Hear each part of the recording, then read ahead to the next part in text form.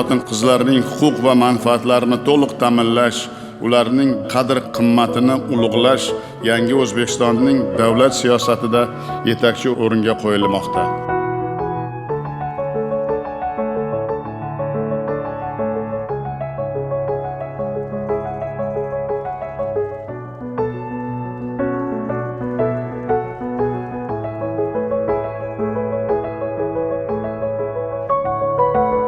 Bitta qizni o'qitsak, butun oilaga ta'lim bergan bo'lamiz. Agar oila bilimli, ma'rifatli bo'lsa, jamiyatning ongi, madaniy darajasi ham yuksaladi.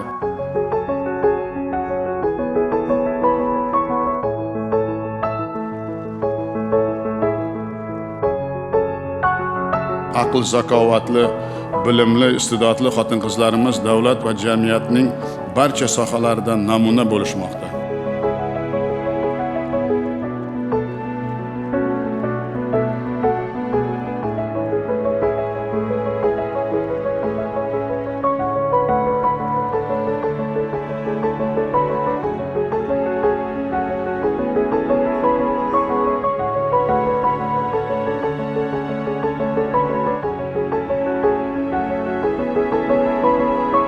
Bir haqiqatni barchamiz yaxshi tushunib olishimiz zarur. Ayollarning tashvish va mashaqqati ham, zimmasidagi mas'uliyati ham erkaklarga nisbatan ancha yuqori.